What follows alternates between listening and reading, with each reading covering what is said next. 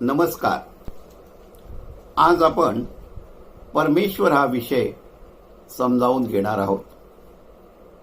परमेश्वर हा विषय का समजावून घ्यायचा, तर आपल्या मनामध्ये परमेश्वराबद्दल अनेक कल्पना असतात, संकल्पना असतात आणि आपण परमेश्वर समजून काहीतरी विचित्र गोष्टी आपल्या कल्पनेप्रमाणे करत असतो. म्हणून परमेश्वर हा विषय समजावून घेणं अत्यंत महत्त्वाचं आहे. सुरुवात मी एका गोष्टीने करतो. साधारणपणे 350 वर्षापूर्वी 2 राष्ट्रांमध्ये युद्ध सुरू झालं होतं. त्यातलं एक राष्ट्र लहान होतं आणि दुसरं मोठं होतं. छोटं राष्ट्र जे होतं ते घाबरलेलं होतं, कारण त्या छोट्या राष्ट्राकडे 2000 सैनिक असतील तर त्या मोठ्या राष्ट्राकडे 20,000 सैनिक होते. त्या छोट्या राष्ट्राचा सेनापती राजाकडे गेला आणि म्हणाला, महाराज, आपलं सैन्य बेताचं आहे. शत्रूंनी डेरा घातलेला आहे, त्याच्याकडे भरपूर सामर्थ्य आहे. आपला युद्धामध्ये पराभव निश्चित आहे आणि आपण शरणागती पत्करूया, युद्ध करूया नको, कारण युद्धामध्ये आपले अनेक सैनिक मरतील, खूप नुकसान होईल. त्या सेनापतीचं म्हणणं बरोबर होतं, त्याचं गणित बरोबर होतं. राजाने त्याचं म्हणणं ऐकून घेतलं, त्याचा राजीनामा स्वीकारला आणि नवीन सेनापतीचा शोध घ्यायला सुरुवात केली. कारण राजाला शरणागती पत्करणं मान्य नव्हतं. त्या राजाबरोबर तो सेनापती पण होता आणि नवीन सेनापती कोणाला करतो त्या सेनापतीलाही कुतूहल होतं. राजाने एका फकीर माणसाला विचारलं की बाबा रे, असं असं झालेलं आहे, शत्रूंनी युद्धाची तयारी केलेली आहे, आपला पराभव निश्चित आहे असं सेनापतीचं म्हणणं आहे, तर तू माझ्या सैन्याचं सेनापती पद स्वीकारशील का? आणि त्या फकीर माणसाने ताबडतोब हो म्हटलं. ज्या माणसाने कधी तलवार हातामध्ये घेतली नाही, डास मारण्याची रॅकेट सुद्धा हातात घेतली नसेल, अशा माणसानं सेनापती पद स्वीकारलं. बघा, बऱ्याच वेळेला असं होतं, समंजस माणसं, बुद्धिमान माणसं एखादी गोष्ट करायला नकार देतात, तेव्हा एखादा सामान्य माणूस पुढे येतो, धीराने तयार होतो, हो मी ते करीन, आणि तो करतोही. त्या नवीन सेनापतीनं सैन्याला सांगितलं, शत्रूने जिथे डेरा टाकलेला आहे तिथे आपण जाऊया. वाटेमध्ये पठार लागलं आणि त्या पठाराच्या तिथे एक देऊळ होतं. तो फकीर सेनापती म्हणाला की आपण देवाची प्रार्थना करूया. सगळ्यांनी प्रार्थना केली. आपण देवाचा कौल घेऊया. जर कौल आपल्या बाजूनी लागला तर आपण आक्रमण करूया, आणि जर कौल आपल्या विरुद्ध लागला तर मी स्वतः तुमच्या वतीनं राजाकडे जाऊन रदबदली करेन की युद्ध करण्यात काही हशील नाही. परमेश्वराचा कौलही आपल्या बाजूनी नाही. प्रार्थना झाली. आता एवढा वेळ नव्हता कौल लावायचा, तर तो म्हणाला, असं करूया. त्यांनी झोळीतून एक नाणं काढलं. म्हणाला, मी नाणं उडवतो, नाणेफेकी करतो. छापा आला तर आपण आक्रमण करू, काटा आला तर माघारी निघू. आणि त्या फकीरानं ते नाणं उडवलं आणि छापा पडला. सैन्यामध्ये एकदम जोश निर्माण झाला. अरे कौल आपल्या बाजूनी लागलेला आहे, आपला विजय निश्चित आहे. आणि त्या भावनेनी सगळी सेना भारावून गेली. त्या सेनापतीच्या अधिकाराखाली त्यांनी आक्रमण केलं. त्या मोठ्या सैन्याचा पराभव केला. आणि परत येत असताना काही सैनिक उरले होते. तेव्हा सेनापती म्हणाला, आपण त्या मंदिरामध्ये जाऊन आभार मानूया. आणि सगळेजण मंदिरामध्ये गेले, आभार मानले. तेव्हा तो म्हणाला, थांबा. सेनापती म्हणाला, थांबा, मला माझं नाणं तपासून बघू दे. म्हणून त्यांनी ते नाणं काढलं आणि म्हणाला, माझं नाणं खोटं आहे. दोन्ही बाजूला छापाच होता. तुम्हाला जेव्हा कळलं की परमेश्वराने आपल्याला कौल दिलेला आहे, परमेश्वर आपल्या बरोबर आहे आणि त्या विश्वासाने तुम्ही भारावून निघालात, तुम्ही आक्रमण केलं, तुम्ही विजयी झालात. बघा, ज्या वेळेला तुमचं सामर्थ्य बेताचं असतं पण आत्मविश्वास भरपूर असतो, तुम्ही आत्मविश्वासाने भरलेले असता, कॉन्फिडन्स लेवल जास्त असते, त्यावेळेला तुमचा विजय निश्चित असतो. पण तुमच्याकडे सामर्थ्य भरपूर आहे पण आत्मविश्वास कमी आहे, अशा वेळेला तुमचा पराभव निश्चित आहे. बघा, परमेश्वरा आमच्या बाजूला आहे, त्यांनी मला कौल दिला, या भावनेने केवढं ट्रान्सफॉर्मेशन होऊ शकतं. इथे तर आपण ब्रह्मविद्येमध्ये असं म्हणतो की परमेश्वर माझ्यामध्ये कार्यरत चैतन्याच्या रूपानं अवशिष्ट आहे. तर माझी कॉन्फिडन्स लेवल, माझा आत्मविश्वास किती प्रचंड असला पाहिजे. पण व्यवहारामध्ये आपण बघतो की आपल्या सगळ्यांचा आत्मविश्वास हा ढळलेला असतो. आणखीन एक सांगतो की बऱ्याच वेळेला असं होतं, आपल्यावर संकट आली की आपण परमेश्वराची आठवण काढतो. आयुष्यामध्ये संकट येतात, प्रॉब्लेम्स येतात, सगळ्यांना येतात. त्यांनी येऊच नाही असं म्हणणं नाहीये. पण ज्या वेळेला आपल्याला संकटांचा सामना करायला लागतो, त्याच वेळेला फक्त आपल्याला परमेश्वराची आठवण होते, इतर वेळेला आपल्याला आठवण नसते. या ब्रह्मविद्येच्या माध्यमातून आपण परमेश्वर हा विषयातून आपल्या ऋषीमुनींना परमेश्वराची संकल्पना त्यांच्या मनामध्ये काय होती आणि आज आपण परमेश्वराला ज्या स्वरूपामध्ये पाहतो आहोत, जाणून घेण्याचा प्रयत्न करतो आहोत, त्याच्यामध्ये खूप फरक आहे, तफावत आहे. म्हणून हा विषय आपण जरा विस्तारानं समजून घेणार आहोत. मागच्या वेळेला मी तुम्हाला असं म्हटलं होतं की परमेश्वराचा शोध घेणं ही विलक्षण गोष्ट आहे.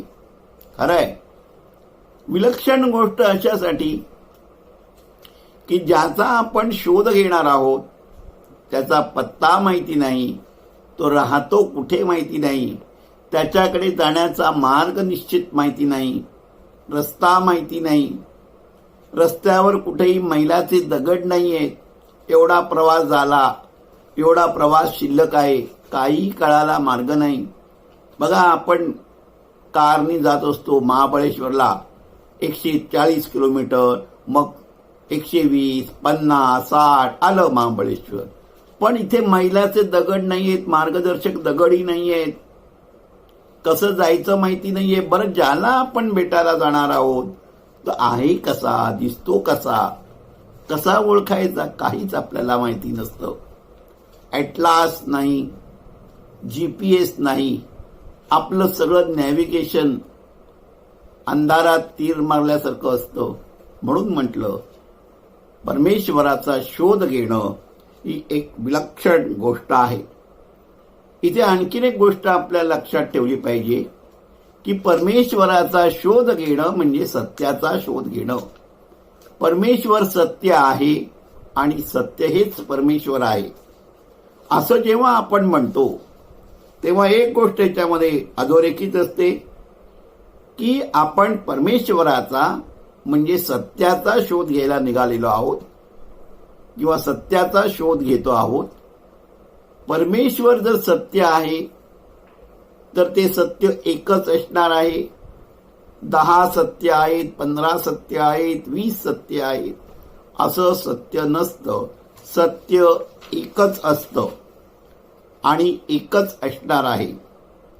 बघा, गोष्ट सांगण्याचा उद्देश एकच असतो की विषय उकलून सांगता येतो, समजावून सांगता येतो, तो लक्षात राहतो. The purpose of narrating the stories is make the subject very simple for understanding and also very interesting. That is the reason why stories are told. मी आता एक आणखीन गोष्ट सांगतो.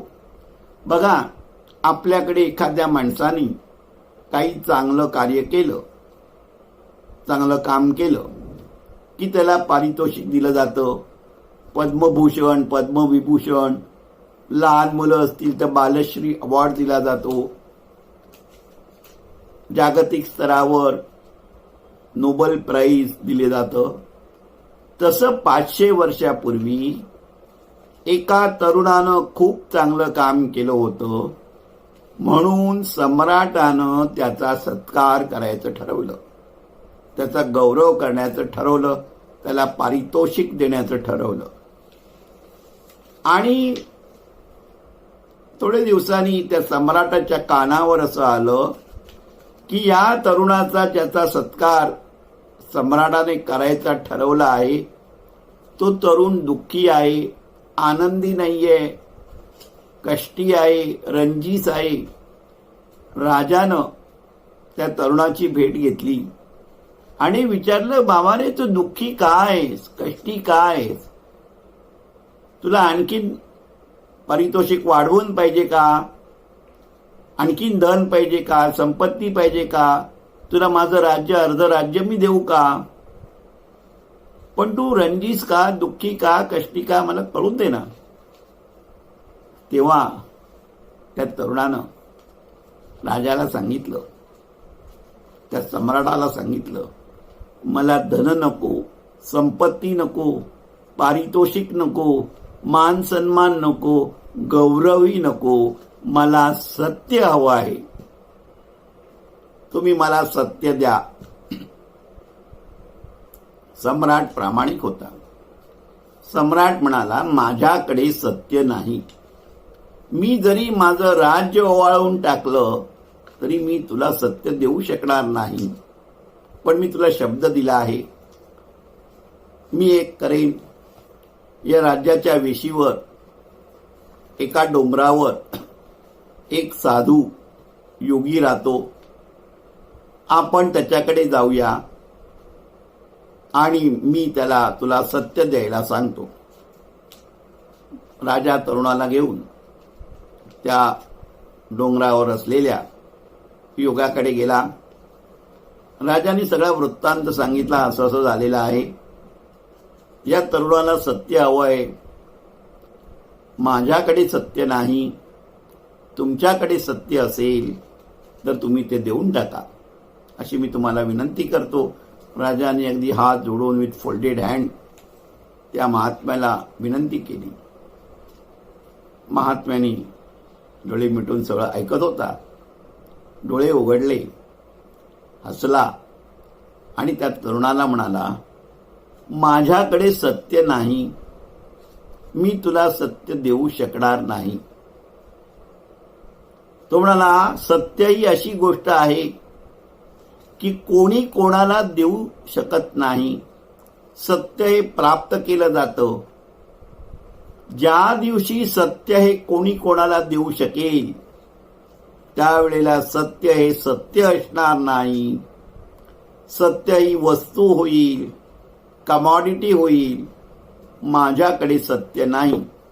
हा, पण तुला हवं असेल तर मी तुला सत्याकडे जाण्याचा मार्ग सांगेन. तुला तप करायला लागेल, तपश्चर्या करायला लागेल, साधना करायला लागेल. आणि हो, त्या मार्गाने तू गेलास तर तुला सत्य मिळेलच याची काही मी हमी देऊ शकत नाही, कारण मला सुद्धा अजून सत्य सापडलेलं नाही. बघा,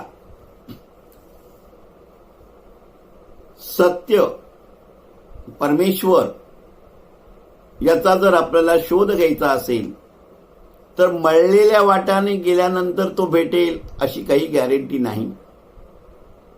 मला जे कृष्णमूर्तींचे शब्द आठवतात, जे कृष्णमूर्ती ज्यांनी थिओसॉफीनी त्यांना फ्युचर मैत्रेय म्हणून, ऑर्डर ऑफ ईस्टर्न स्टार म्हणून डिक्लेअर केलं होतं, त्यांनी ती ऑर्गनायझेशन डिसमेंटल करताना जो ठराव पास केला त्यामध्ये जी कृष्णमूर्तींनी एक महत्वाची गोष्ट सांगितली, truth is a pathless land. Truth is a pathless land. There is no path. अमुक एका मार्गाने गेल्यानंतर तुम्हाला सत्य मिळेल असं सांगता येत नाही, असं त्यांनी सांगितलं. बघा, तुम्हाला जर सत्य हवं असेल, परमेश्वराचा शोध घ्यायचा असेल, परमेश्वर म्हणजे काय आहे ते खरं नीट समजून घ्यायचं असेल, तर तुम्हाला कुटुंबाने दिलेले संस्कार तुम्हाला सोडून द्यावे लागतील. समाजाने दिलेले संस्कार, रेसमेंटनी दिलेले संस्कार, तुमचे स्वतःचे संस्कार हे जेव्हा गळून पडतील, तुम्ही आस्तिक असाल तर आस्तिकता तुम्हाला सोडायला लागेल, नास्तिक असाल तर नास्तिकता सोडायला लागेल. आणि जेव्हा तुम्ही पूर्णपणे रीते व्हाल त्याच वेळेला तुम्ही सत्याच्या जवळ जाऊ शकाल. एक लक्षात घ्या, हा विषय मी का एवढा विस्तारानं तुमच्या समोर मांडतोय याला कारण आहे. माझ्या वाचनामध्ये असं आलं होतं की doctor Sarvepalli Radhakrishnan was in his time the most renowned interpreter of Indian philosophy to the western audience. आणि त्यांनी ब्रह्मसूत्रावर भाष्य करताना, लिहिताना एके ठिकाणी असं म्हटलं होतं, अविद्येबद्दल ते असं म्हणतात की अविद्या does not mean intellectual ignorance. अविद्या means spiritual blindness. I repeat, अविद्या does not mean intellectual ignorance but it is a spiritual blindness. अविद्या म्हणजे बुद्धीचं अज्ञान नाही तर आध्यात्मिक आंधळेपण आहे. आणि मला तुम्हाला या विषयाच्या माध्यमातून आध्यात्मिक आंधळेपणातून जागं करायचं आहे. आध्यात्मिक आंधळेपणातून तुम्हाला बाहेर काढायचं आहे. आणि ते करत असताना मलाही आध्यात्मिक आंधळेपणातून थोडंसं दूर करणार आहे. बघा, आपल्याला अनेक लोक भेटतात, विचारतात की आपण परमेश्वर म्हणून काहीतरी समजत असतो, आपले काहीतरी विचार असतात, कल्पना असतात, आणि आपण कुठल्या तरी इझमच्या मागे धावत असतो, कुठल्या तरी संप्रदायाच्या मागे धावत असतो. तुम्ही त्या संप्रदायाच्या मागे धावा, पण बऱ्याच वेळेला असं होतं की तुमची प्रगती, तुम्ही त्या संप्रदायाचे अनुयायी बनता. इथे सुद्धा ब्रह्मविद्येच्या कोर्सला तुम्ही धरून राहू नका. ब्रह्मविद्येच्या कोर्सचे अनुयायी होऊ नका. मोकळे व्हा, स्वतः जाणा. स्वतःची तुमची जिज्ञासा ही परमेश्वर जाणून घ्यायची ही तुमची स्वतंत्र असली पाहिजे. तुम्हाला तुमचा स्वतःला प्रवास करायचा आहे. इथे फक्त तुमच्या अंतरंगातला दिवा प्रज्वलित केला जातो. परमेश्वराचा शोध, स्पिरिच्युअल अनफोल्डमेंट ही तुमचं तुम्ही करायचं आहे. इथे तुम्हाला फक्त मार्ग दाखवला जाईल आणि तोच असेल असं नाही. अध्यात्माच्या नावाखाली आपण काही बाई करत असतो. त्याच्यातलं एक उदाहरण तुम्हाला सांगतो. आपल्याला असं वाटतं की कांदा खाल्ला, लसूण खाल्ली, मिरची खाल्ली, हे सगळे अध्यात्माच्या ह्याच्यातले अडसर आहेत आणि मग आपण कांदा सोडतो, मिरची सोडतो, तिखट सोडतो.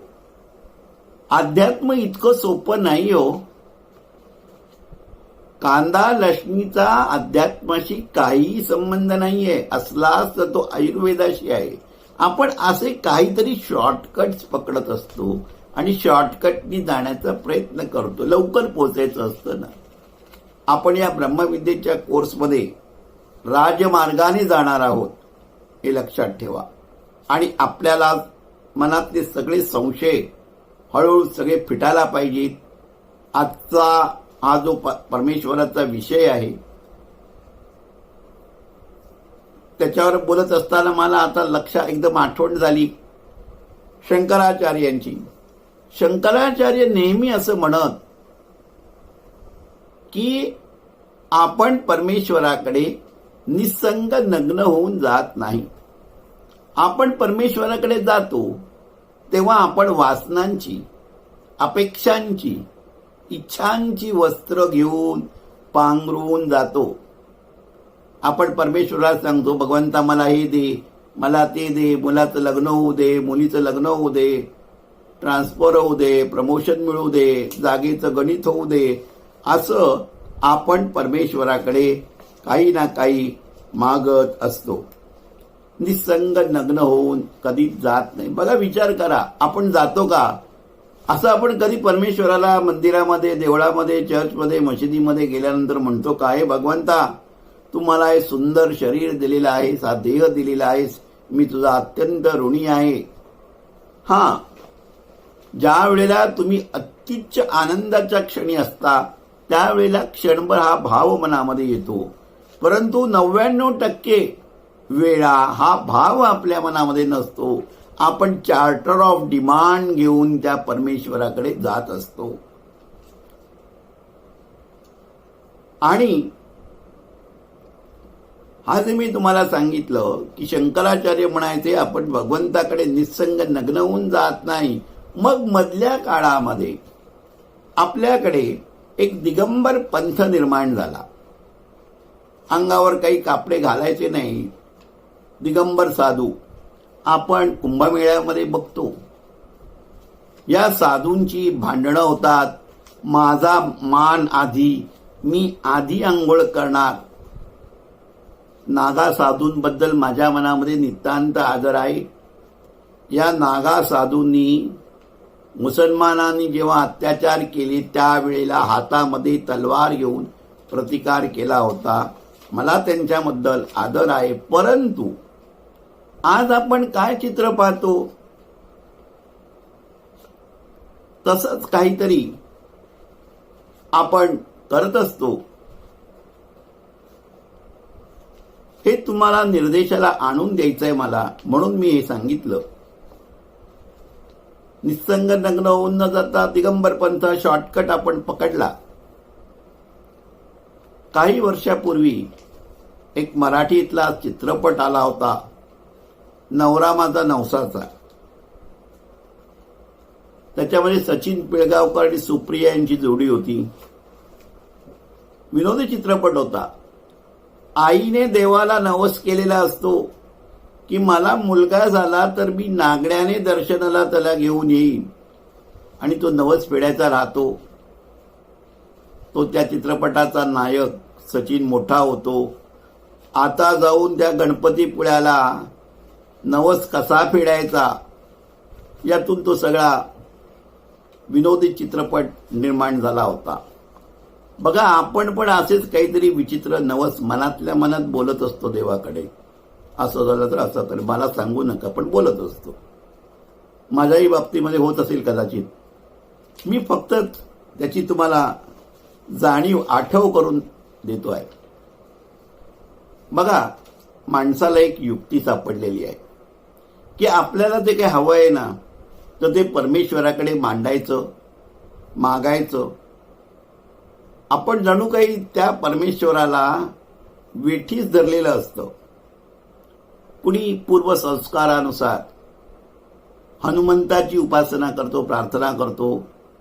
कोणी शंकराची करतो, कोणी दत्तात्रयाची करतो, कोणी गणपतीची करतो, कोणी येशू ख्रिस्ताची करतो, कोणी अल्लाची करतो, कोणी महावीराची करतो. आणि आपल्याला जे काही हवं आहे ते आपण परमेश्वराची करुणा भाकली, त्याची स्तुती केली, त्याची प्रार्थना केली, त्याला वंदन केलं की आपल्याला मिळणार, असं आपण समजतो. आपण प्रार्थनेमध्ये बऱ्याच वेळेला सांगतो ना, हे होऊ दे, ते होऊ दे. आत्ताच मी तुम्हाला सांगितलं. आणि लग्न होऊ दे, प्रमोशन मिळू दे, मग तुम्हाला प्रमोशन मिळतं. मग तुमची त्या परमेश्वरावर श्रद्धा बसते. परमेश्वर माझं ऐकतो. मग तुम्ही परमेश्वराची सेटिंग करायला लागता. चार्टर ऑफ डिमांड घेऊन जाता. रवींद्रनाथ टागोर परमेश्वराकडे जी प्रार्थना करतात ती मला खूप आवडते, भाववते, म्हणून मी तुम्हाला सांगतो. रवींद्रनाथ टागोर म्हणत, हे परमेश्वरा, माझ्यावर संकट येऊ देऊ नकोस. तू मला संकटातून बाहेर काढ, अशी याचना मी तुझ्याकडे करणार नाही. हे परमेश्वरा, त्या संकटातून बाहेर येण्याचं सामर्थ्य, त्या संकटातून बाहेर येण्यासाठी लागणारी शक्ती, ऊर्जा तू मला दे. आणि त्याही परिस्थितीमध्ये, त्याही कठीण परिस्थितीमध्ये माझी तुझ्यावरची श्रद्धा काकणभर कमी होऊ देऊ नकोस. माझी तुझ्यावरची निष्ठा काकणभर कमी होऊ देऊ नकोस. आपली परमेश्वरावरची निष्ठा, मित्र हो, ही मातीच्या ढेकळासारखी ठिसूळ असते. मातीच्या ढेकळाला पाय लागला, जोरात लात मारली की ते ढेकूळ फुटून जातं. तशी आपली परमेश्वरावरची श्रद्धा, निष्ठा ही मातीच्या ढेकळासारखी असते. जोपर्यंत गोष्टी आपल्या मनासारख्या घडतात तोपर्यंत आपला परमेश्वरावर विश्वास असतो, श्रद्धा असते. पण जेव्हा गोष्टी मनासारख्या घडत नाहीत, तुम्ही प्रार्थना करता, तो भगवंत ऐकत नाही, त्याचं कनेक्शन आणखीन कोणाकडे तरी लागलेलं असतं, मग तुमची परमेश्वरावरची श्रद्धा हळूहळू उतरायला लागते. तुमचा त्याच्यावरचा विश्वास, त्याच्या अस्तित्वाबद्दलचा विश्वास, त्याच्याबद्दल तुम्ही शंका घेऊ लागता, परमेश्वर आहे की नाही. आणि मग तुम्हाला कधी कधी असं वाटतं की देवघरातले देव उचलून माळ्यावर टाकावे, इथपर्यंत तुमची मजल जाते. काय आहे बघा, परिस्थिती मध्ये तुमचे प्रयत्न, इतरांचं सहाय्य, काळ अनुकूल असेल तर गोष्टी घडतात. आपल्याला वाटतं परमेश्वरांनी त्या केल्या नाही. आपलं सामर्थ्य असतं, प्रयत्न असतात आणि परिस्थितीचं अनुकूलता, काळ अनुकूल असला की गोष्टी घडतात. पण आपल्याला असं वाटतं परमेश्वर माझी प्रार्थना ऐकतो आणि होतो. या रवींद्रनाथ टागोरांच्या या प्रार्थनेतून आपल्याला एक संदेश मिळतो की रवींद्रनाथांनी, तू माझी तुझ्यावरची निष्ठा काकणभरी कमी होऊ देऊ नकोस, मला माझ्या पायावर उभं राहू दे. किती सोप्या शब्दात एक मोठा आशय की बाबा रे, तू मला अंधश्रद्धेपासून दूर ठेव माझी तुझ्यावरची श्रद्धा ही अंधश्रद्धेपासून दूर राहू दे आणि ईश्वरीय तत्वाप्रती विश्वास आणि आपल्यासाठी त्याला ब्रिटिश ठरणं नाही, हे या त्यांच्या प्रार्थनेमधून आपल्याला कळतं. मी नेहमी ही प्रार्थना सांगत असतो. ईशावास्यम इदम सर्वम यत्किंचित जगत्या जगत. ईशावास्य उपनिषदाची ही सुरुवात आहे. सर्वम म्हणजे हे सारं, यत्किंचित जगत्या जगत, हे सारं जगत, जीवन हे परमेश्वरानं भरलेलं आहे. यातील प्रत्येक गोष्टीवर परमेश्वराचं हस्ताक्षर आहे, सिग्नेचर आहे. तुम्ही बघा, पावसाळ्यामध्ये गाडी काढलीत आणि गावाकडे निघालात, जाताना मातीचा वास तर येतोच, पण त्याचबरोबर शेतामध्ये भिरभिरणारं गवत, एखादं सूर्यफूल दुरून दिसतं, फडफडणारं फुलपाखरू तुम्हाला दिसतं, कोकिळेचा आवाज ऐकायला येतो. या साऱ्या ज्या काही गोष्टी आहेत त्या सगळ्या ईश्वराच्या खुणा आहेत. मंगेश पाडगावकरांनी एका गीतामध्ये असं म्हटलेलं आहे, देव बोलतो बालमुखातून, देव डोलतो उंच पिकातून, अवती भवती असून दिसेना, शोधितोस आकाशी. आता या निसर्गामध्ये प्रत्येक तत्वामध्ये ईश्वराचं अधिष्ठान आहे. God is everywhere in and everything. ह्या परमेश्वराचं, त्याच्या दिव्यत्वाचं दर्शन पुढेच पाडगावकरांनी याच कवितेमध्ये खूप सुरेख सांगितलंय. मला ती कविता खूप आवडते. भावगीत आहे, यशवंत दत्तांनी संगीत दिलेलं आहे, सुधीर फडक्यांनी म्हटलेलं आहे. मी पद्यामध्ये नाही, गद्यात तुम्हाला सांगतो. त्याचं ध्रुपद आहे, कुठे शोधिशी रामेश्वर अन कुठे शोधिशी काशी. हृदयातील भगवंत राहिला, हृदयातून उपाशी. आणि त्या आधीचे नंतरच्या 3 ओळी खूप महत्वाच्या आहेत. झाड फुलांनी आले बहरून, तून पाहिले डोळे उघडून. वर्षा काठी पाऊस धारा, तुला न दिसला त्यात इशारा. काय तुझा उपयोग आंधळा, आंधळ्या दीप असून उशाशी. खरी गोष्ट आहे. आपण डोळे उघडून हे जे परमेश्वराचं सगळीकडे अधिष्ठान आहे ते पाहत नाही, आपल्याला वेळच नसतो. परमेश्वरानं प्रत्येक माणसाला आनंदाने जगण्याचा अधिकार, जीवन उपभोगण्याचा अधिकार प्रदान केलेला आहे. एकोहम बहुस्याम प्रजायते. त्याचबरोबर माणसाला परमेश्वरानं स्वातंत्र्य देखील बहाल केलेलं आहे आणि त्याच्या सीमारेषाही आखून दिलेल्या आहेत. आपल्याला त्या सीमारेषेमध्येच सगळ्या गोष्टी करणं भाग पडतं. बघा, आपण असं समजतो या जगामध्ये काही गोष्टी जड आहेत, काही गोष्टी चेतन आहेत. पण जड आणि चेतन असं वस्तुतः काहीच नसतं.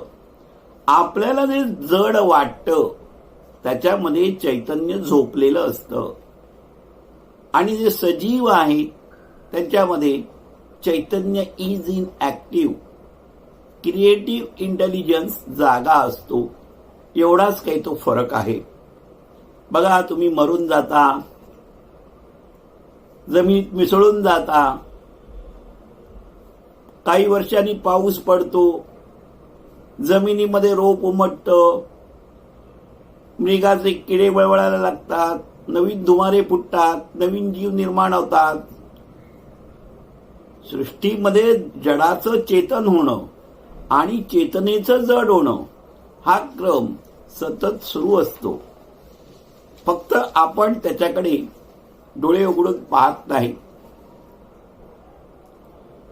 बघा, बऱ्याच वेळेला असं होतं आपल्याला अनेक लोक भेटतात,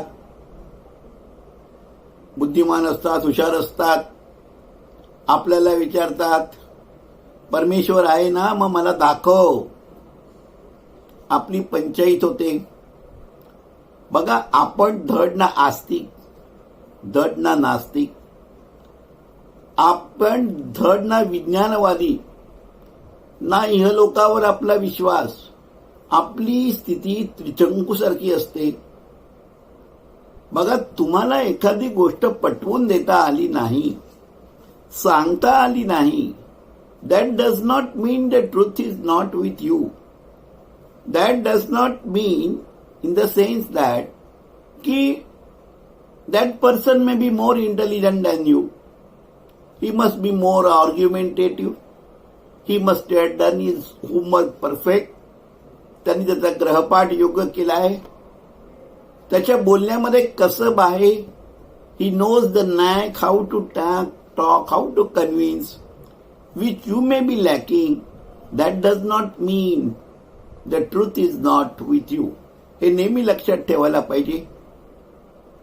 आपल्याला एखादी गोष्ट पटवून देता आलं नाही, परमेश्वराचं अस्तित्व आहे हे आपण जरी पटवून दिलं नाही, याचा अर्थ असं नाहीये की परमेश्वराचं अस्तित्व या विश्वामध्ये नाहीये. त्याचप्रमाणे मला एक गोष्ट तुम्हाला सांगायची आहे की आपल्याला समाजामध्ये अनेक माणसं भेटतात, अनेक लोकांशी आपला संपर्क येतो. काही लोक तुम्हाला अशी भेटतील, आम्हाला देव दिसला, आम्ही देवाशी बोलतो, देव आमचा ऐकतो, अमक्या तमक्याला ना साक्षात्कार झालेला आहे, तो साक्षात्कारी पुरुष आहे, असं जेव्हा माणसं सांगतात स्वतःबद्दल किंवा दुसऱ्याबद्दल, तेव्हा एक लक्षात ठेवा, अशा माणसांवर कधीही विश्वास ठेवू नका.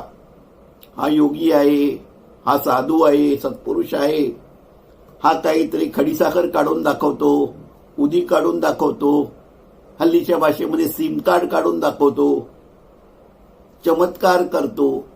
आपण असल्या चमत्काराला नमस्कार करायला लागतो आणि असे चमत्कार तुमच्या पुढे आणणारे त्यांचे जे शिष्य असतात त्यांच्यापासूनही आपल्याला सावध राहणं आवश्यक आहे. बघा, आपल्याला असं वाटतं की काही लोकांकडे चमत्काराचं सामर्थ्य आहे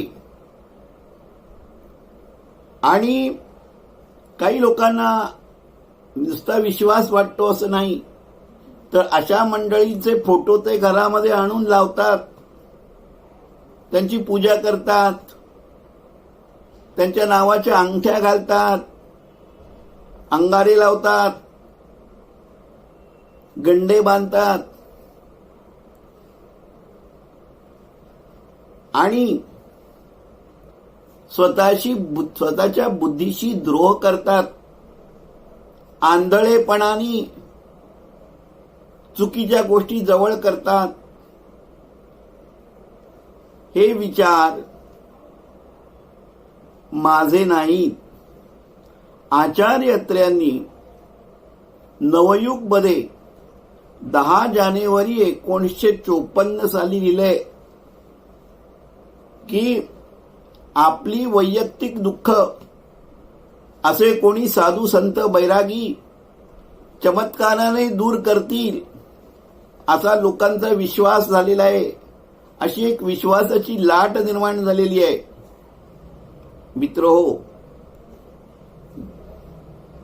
त्यांनी लिहिलं 1954 साली. आज 2020 साल आहे. परिस्थितीमध्ये काही बदल झालेला नाही. 70 वर्ष होऊन गेली असतील. आज आपल्या जीवनामध्ये जीवनाचा स्तर खूप बदललेला आहे. जीवन सोपं झालेलं आहे. सुखसोयी आहेत. दारामध्ये अनेकांच्या गाड्या आहेत. बऱ्यापैकी पैसा असतो आपल्याकडे. कम्फर्ट झोन मध्ये आपण असतो. एवढं सगळं असून सुद्धा मानसिकतेमध्ये काही फरक पडलेला नाहीये. मानसिकता ही तशीच आहे. आणखीन 10 वर्षांनी सुद्धा पाहिलं तर तुम्हाला ते तसंच दिसेल.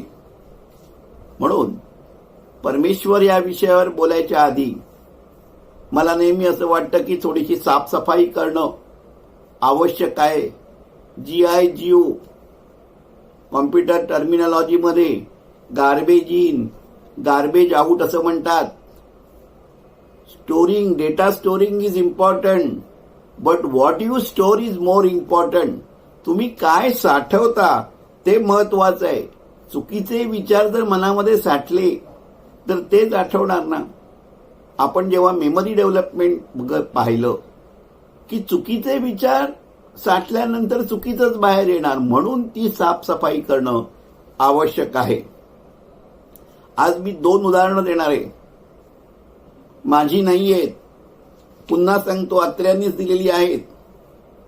आचार्य अत्रे म्हणतात की अनेक शिकलेली सवरलेली माणसं, उच्च विद्याविभूषित, doctor, engineer, doctorate, solicitor, charter accountant, business executive, जेव्हा असं छातीटोपपणे सांगतात की आम्ही गणपतीपुळ्याला निघालो होतो, ट्रॅक्स केली होती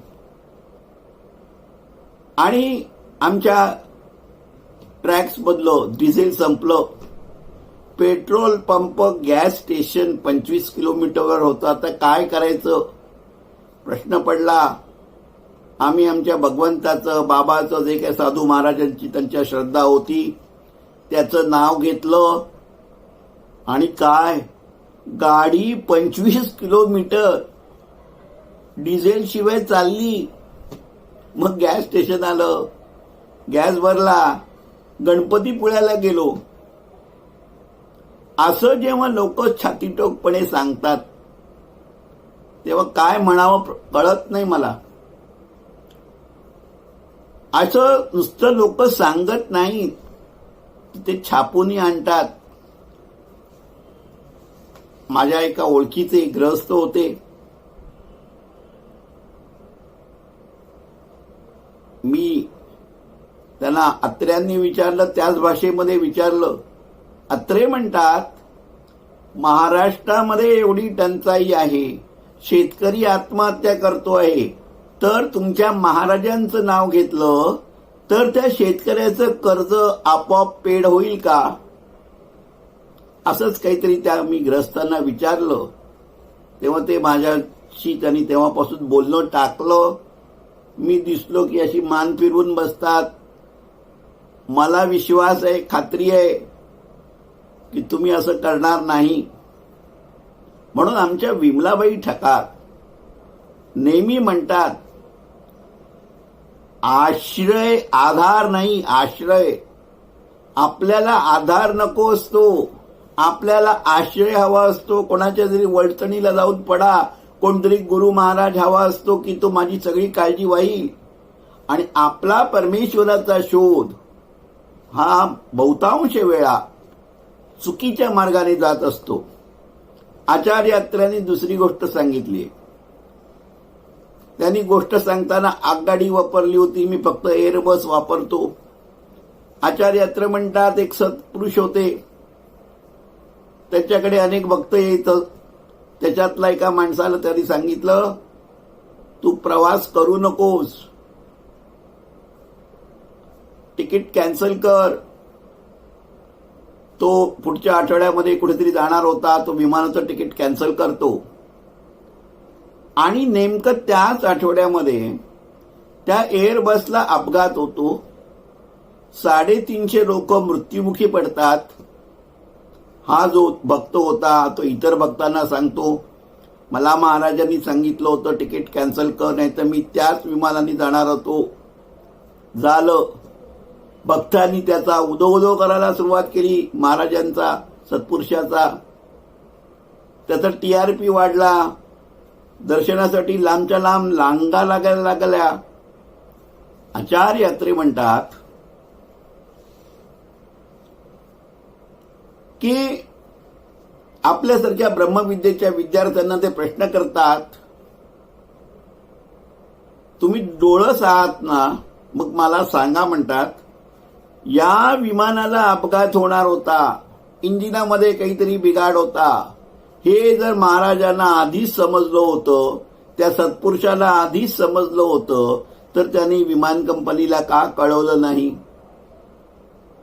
त्यांनी जर तसं केलं असतं तर इतर 350 लोकांचे प्राण नसते का वाचले? आचार्य अत्रे म्हणतात, माझ्या भक्तांचे प्राण तेवढे मोलाचे, बाकी सगळे 350 लोकांचे प्राण कवडी मोलाचे. त्यांची बायका मुलं पोरकी झाली हरकत नाही, पण माझ्या भक्ताचे फक्त मी प्राण वाचवणार. ह्याच्यामध्ये कुठला आलाय मोठेपणा? अत्र्यांनी एक शब्द वापरलाय, ते म्हणतात माझा भक्ताचे प्राण मी वाचवणार, बाकीचे मेले तरी बेअत्तर. अशा वृत्तीला ते म्हणतात हा सत्पुरुष नाहीये, हे लांछनास्पद आहे. बघा, बोला फुलाला गाठ पडली, तू सांगितलंस, विमानाला अपघात झाला, तुझा भक्त वाचला. तुला जर काही अशी सिद्धी प्राप्त होती तर तू हा भेदभाव का केलास की माझ्या भक्ताचे प्राण मी वाचवेन, इतरांचे प्राण वाचवणार नाही? त्यांच्या कर्मानी ते मरू दे, ते गेले जहन्नममध्ये. अशा प्रकारचा विचार जर माणूस करत असेल तर तो सत्पुरुष असू शकत नाही, असं अत्र्यांनी सांगितलं. आता हे त्यांनी जे सांगितलं ते जर तुम्हालाही पटलं नाही तर निश्चित तुम्ही असं समजा की तुम्ही सुद्धा कुठल्या तरी सत्पुरुषाचे आंधळे भक्त आहात. लक्षात घ्या मित्रो, आपण चालत्या बोलत्या परमेश्वराची जिवंत मंदिरं आहोत. परमेश्वर आपल्यामध्ये कार्यरत चैतन्याच्या रूपाने अवशिष्ट आहे तर झालंच, परंतु आपल्या शरीरामध्ये ज्या काही गोष्टी घडतात त्या गोष्टी परमेश्वर असण्याची साक्ष देण्यास पुरेशा आहेत. चमत्कारांवर विश्वास ठेवून आपली बुद्धी गहाण टाकण्याची खरंच मित्रहो आवश्यकता नसते. एवढंच मला तुम्हाला या सांगायचंय किंवा सुचवायचंय. तुम्ही विचार करा आणि तुमचं तुम्हीच ठरवा.